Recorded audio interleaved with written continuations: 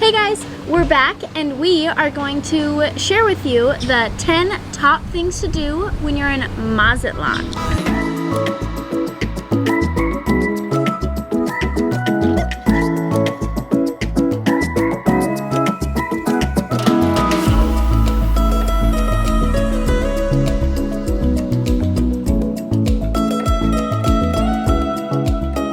Number 1, make sure you check out their famous Malecon.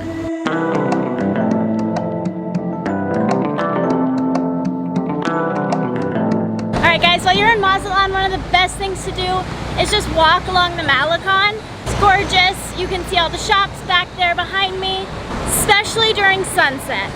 It is such an amazing area. There's always things to do around the Malecon. Or you can work out in the mornings or evenings, or even if you dare do it during the middle of the day, which Pat and I have done. But it is exhausting because it is so hot out, but it is so beautiful. You've got the ocean right next to you. You can look out and see Deer Island and the lighthouse.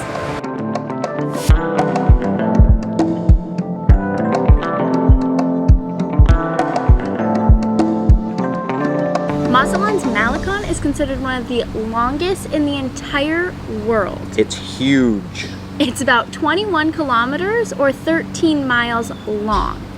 It runs along the Pacific coast and it is a very busy street. There's vendors, restaurants. It's definitely worth checking out. There's also a ton of statues along it.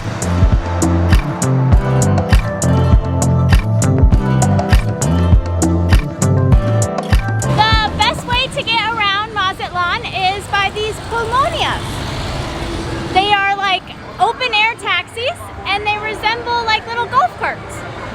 And that's pretty much how everyone gets around here in Mazatlán. During our stay in Mazatlán, the weather has been a lot warmer, around 85 degrees, but today it's a pretty cloudy one. It's probably only 70 degrees, but it's quite enjoyable.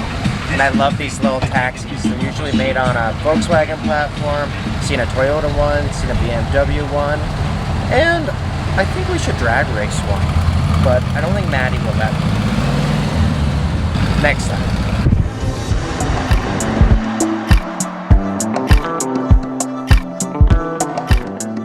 Number 2, you gotta go to a sporting event, whether you're a sports fan or not. And so we went to a football match and to a baseball game. They were both a blast. They're inexpensive go-to, and the atmosphere is so much fun. We highly recommend checking out both if you can. While the Kraken Stadium was not as large as the BBVA Stadium in Monterrey, this stadium was full of energy at almost a maximum capacity of 25,000 people. It was definitely not a quiet evening. What are we doing, Maddie? Going to a football match! Ah, we're missing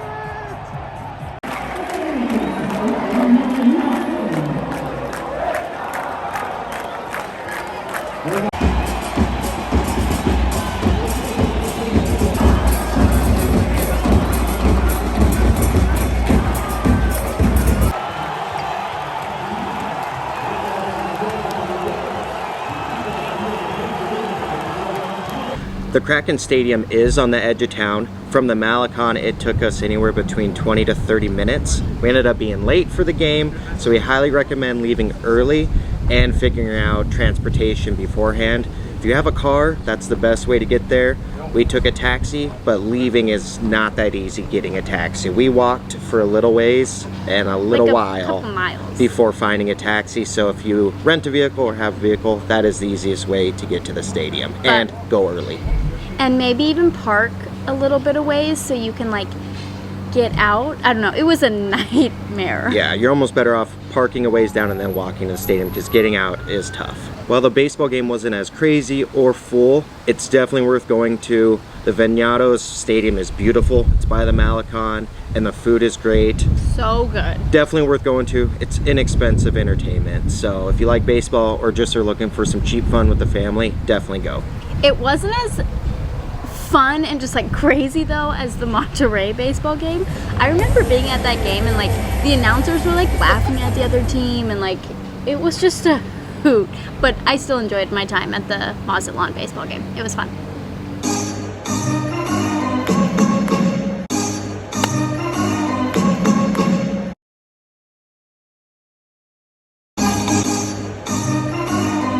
Beer and Papa's Locos and a baseball game? Best combination. Number 3, visiting Stone Island. It's a great full day activity. It's super easy. You can just hop on the ferry and it takes you right over there. We had a blast playing in the water and eating and drinking and just enjoying a fun day in the sun over at Stone Island.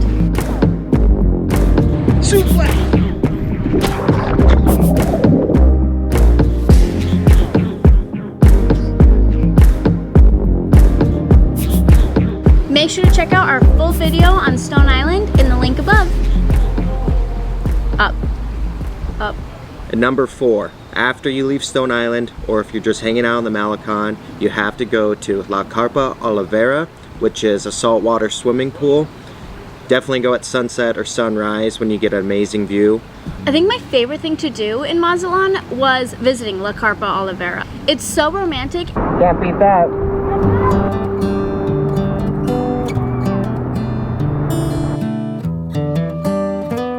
In a weird way, feels like foreign and strange, even though it shouldn't. Like, it's a pool, it's salt water like the ocean, and you combine it, but for some reason it just didn't it seem just so foreign? Like, the ocean waves are crashing into the pool, but like, you don't have the turbulence of the ocean.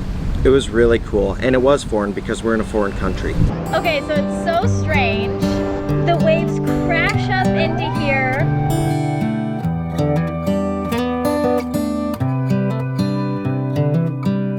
Weirdly enough, number 5 is get a hot dog in Mazatlán. I know, I'm sure you're probably thinking, Taco stands. That's what I was guys, thinking. why is getting a hot dog a top thing to do in Mazatlán? Keep watching, because we're gonna show you. So in Mexico City and Monterrey, we saw hot dog stands everywhere, Everywhere. and they were quite popular and has intrigued our interests even though we're not big hot dog people. Sorry hot dog fans out there, but it's just not our thing. So tonight we're gonna go try them again, and I say again because one night we were kind of drunk and tried them, and we remember them being good, but we thought maybe we should try them sober. Yeah. So And it's crazy because there's always like so many people at these little hot dog stands. And so we're gonna go check it out. We're gonna take you along with us this time.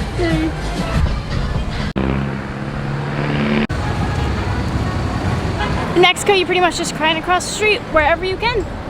And it doesn't really matter, just make sure that there's not a car coming. the question is, what hot dog stand do we choose? Because there's quite a few of them. Let's go see.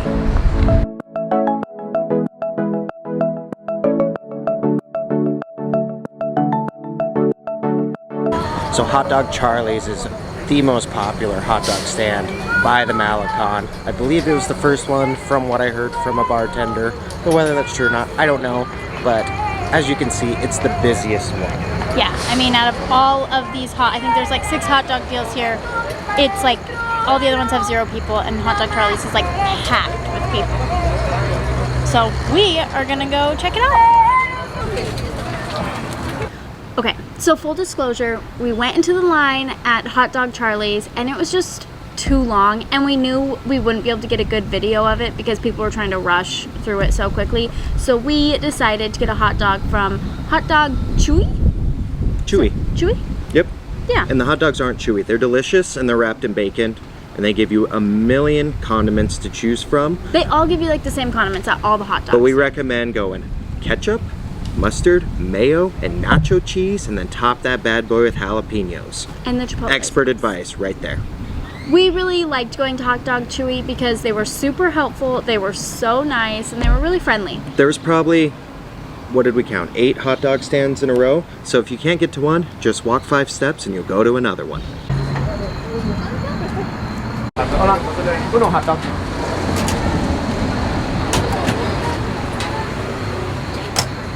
Main, Sí. tomato, Sí. onion, Sí. mustard, Sí. couple What Pásale. toppings should we get? Ya está listo Got aquí, amiga. nacho Pásale. cheese, pickles, jalapenos, crumpled up potato chips. Extra mushrooms. There's everything here. Look at that hot dog. I'm so excited. Take a bite right now. Oh goodness. Oh my god, that's so hot. Maddie, they don't call it a cold dog. It's called a hot dog. Haha.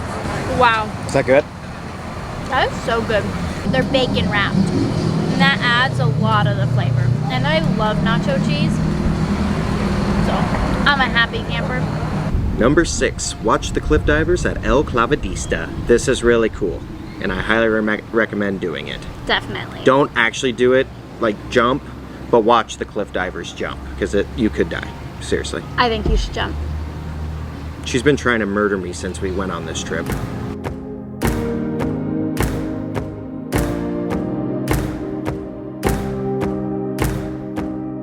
So this is the main area where there's cliff divers, and normally there's a bunch of them. Today there was only one of them. They stand around, they've got a bunch of music going, and they do ask for some tips. And so we gave the guys some money because it was pretty impressive.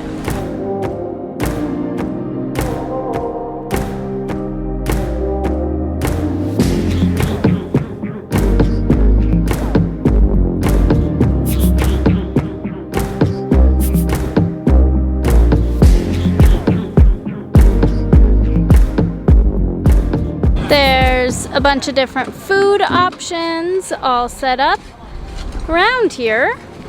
I don't know if that's normal, if that's an all the time thing, if there's always food stuff, or if something special is going on. There's a lot of caution tape everywhere around here because Mazatlán just had a hurricane about a month ago. So there's a lot of damage to waterfront areas that they're definitely still trying to rebuild. And it looks like Pat has made a bunch of new friends. Hola! Well, the guy is up there again. He's getting the crowd all ready and excited. So I think they probably jump about every 20-30 minutes is probably our estimate. One of the top things to do in Mazatlán is come to see the Devil's Cave. We don't really know about it or the hype. It's just like a cave that's got a locked door on it. But it's like one of the top things to see in Mazatlán, so we're gonna go check it out.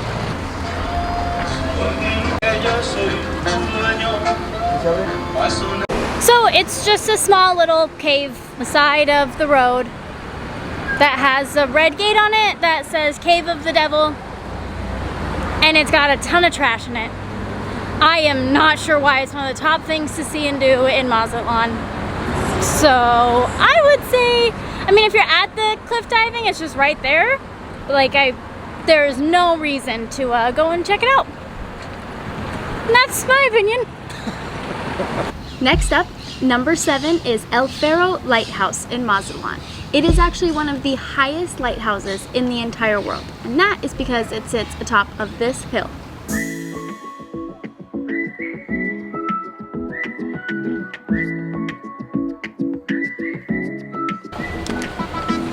We got our tickets. It costs 20 pesos per person, so $1 per person, to hike up here. On my All Trails map, it only showed that it was like a 3/4 of a mile hike, and it's short, but it is steep. So we're gonna check it out, and at the very beginning of the hike, there's some type of like plant you can see behind me. And by plant, I mean like a, what word am I looking for? Sewer? Like, I don't know if it's actually sewer though. Sewer? Like a chemical plant, I don't know. Sewer?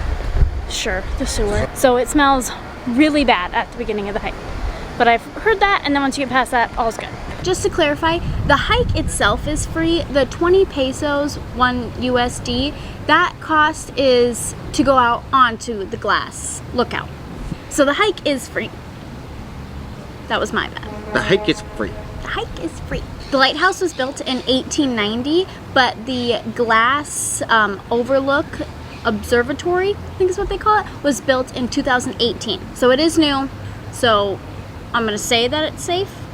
I think it is. We survived it. It's right next to the biblioteca. What? Meet me at the biblioteca.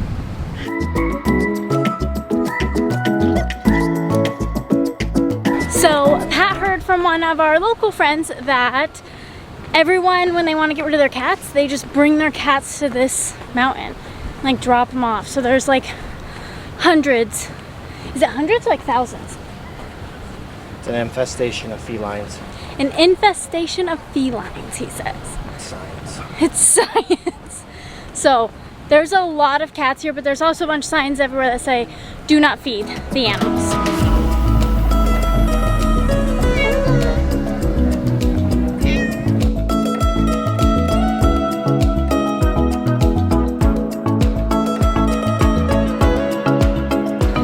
Pat is being Speedy Gonzalez over here. And I am just back here dying right now. I don't know why. Maybe I did leg day a little too hard yesterday. But I am so tired right now. And he doesn't even seem phased. But I'm exhausted. It's about a 745 meter hike. It'll take you about 30 minutes. So bring water, either go early to avoid the heat or go in the evening to avoid the heat. Don't feed the cats. There are a lot of cats. Don't ask me why, or you can tell me why if you do know. Put it in the comments below. And at nighttime, the raccoons come out and take over the cats. It's quite a dynamic, and I'm not making this up. Hola.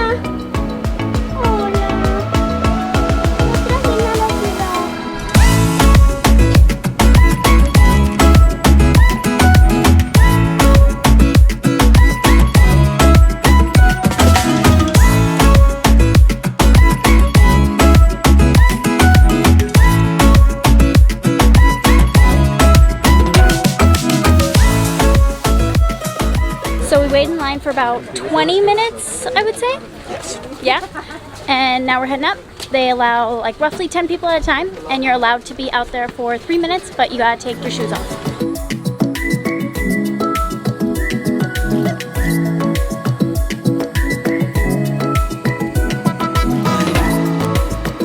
How you feeling? Should I jump? Please don't.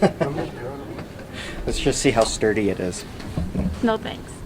So we are here at the observatory area of the lighthouse, El Faro, I believe, and it's just glass everywhere.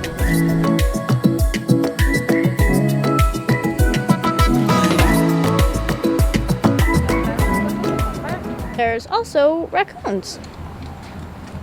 They probably push the cats out there. I don't like that. The very beginning of the trail is kind of, it's not so much gravel, it's definitely like a paved trail, but it's gradual incline. And then probably halfway it turns into stairs. The stairs are made out of like rock. They're lit up when it gets dark out, so that's nice, very helpful right now.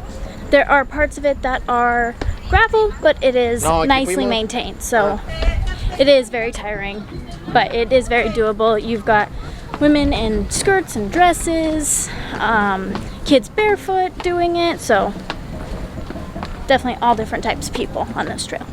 Looks like the cats and the raccoons are friends.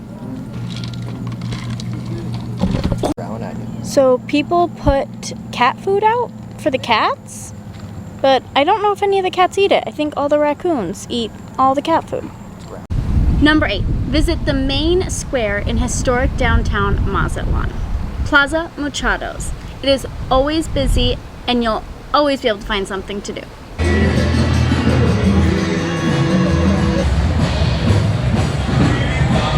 Buenos tardes. We are now at Plaza de Muchados. We finished Lighthouse and it was amazing, but now we are gonna go explore, walk around and explore Plaza de Muchados. Eating some food. Yeah. Yeah, let's go. There's a bunch of restaurants that line the outside of the plaza, and then all on the inside of the plaza there is a ton of vendors selling basically anything you can imagine.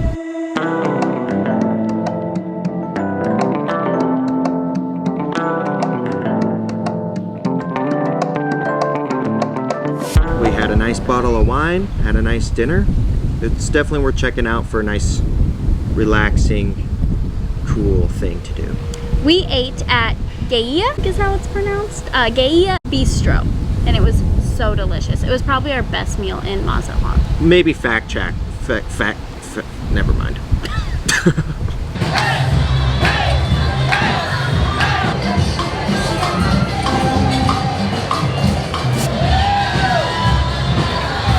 And a couple blocks up from the plaza, you can find the main cathedral.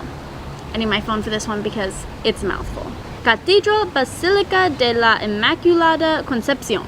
Say that 5 times fast. Yeah, no thanks.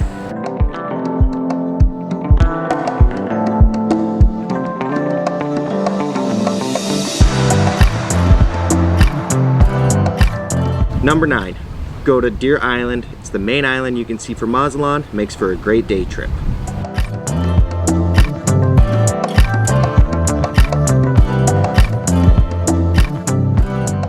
So a must-do in Mazatlán is also check out Deer Island. If you come to Zona Dorada, it's just this island that you can see right across the way. You hop on a little ponga boat and they take you over there. There's different deals where you can set up to get a lawn chair with it, or you can just get the ride over there. Unfortunately, Pat and I were never able to check it out, so I can't tell you about any of the prices. But everything we've heard that it's a must-do in Mazatlán is to get over to Deer Island. Once there, you can snorkel, you can lay out on their beaches, you can even hike to the top of the mountain. There's a trail that takes you up there. You can bring your own drinks and food. I know that there's kayaks over there that you can rent. There's paddle boarding, there's snorkeling, there's just hanging out and enjoying the day.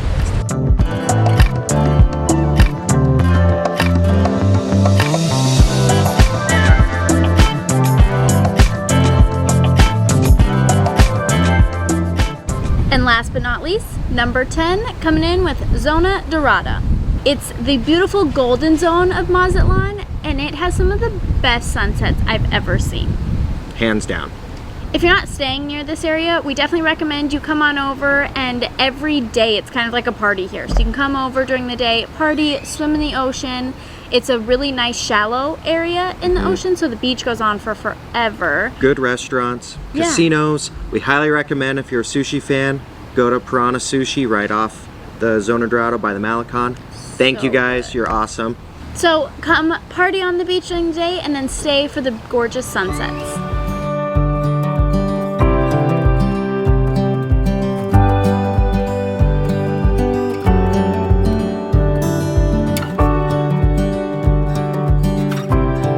Overall, we loved our time in Mazatlán. It was such a blast. There's so much to do, but you gotta watch our next video on La Paz. It gets even better. Sure does. And guys, if you really enjoy watching me on camera, don't forget to subscribe. Yeah. Seriously, click the button below and click subscribe. Can we go get tacos now? Yeah.